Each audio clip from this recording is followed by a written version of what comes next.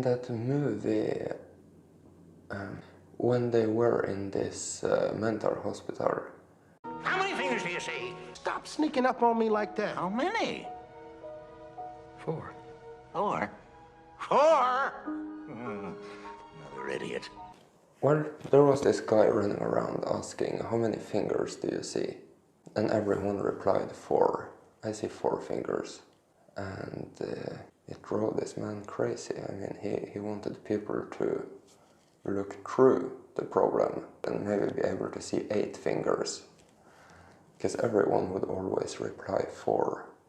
But those who dared to look through the problem and look for a different answer would be able to find it.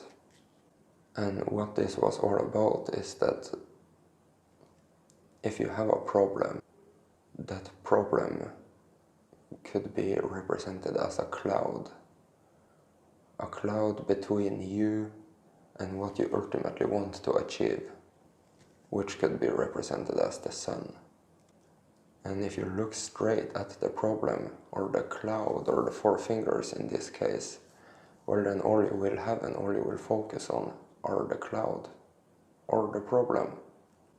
But if you can forgive the cloud, forgive the problem, not see it as something good or something bad, but be neutral to it and keep your eyes on the prize, keep your eyes on what you really want, look through the problem, well, then the cloud will dissolve and disappear. And it's really something to be forgiving of. I mean, it's going to be clouds or obstacles in everything you want to achieve. Not necessarily a big one, sometimes there might be none.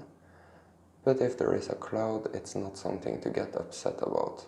If you have to learn something to be able to achieve this thing you want to achieve, well, that's not a bad thing. It's a part of this experience. It's as simple as that. And if you are going to be upset with your progress, for example, well, then what you are energizing is the lack of progress. That's what you are looking at, that's what you are focusing on. And that will only give you more of the same. If you ultimately only did that, then the only thing you would have would be upsetness. You would be upset all the time. You need to recognize that there will be obstacles on your way towards an achievement, and you need to be fine with it. So who do you choose to be? Do you choose to be someone who can take down clouds? Someone who can find a way through the maze? Someone who can deal with things as they come along? Do you choose to be someone who can deal with it quickly? Are you someone who can have so much clarity of what the game is and who you are, that you can remove any cloud quicker than you can snap your fingers? That's really something to work towards.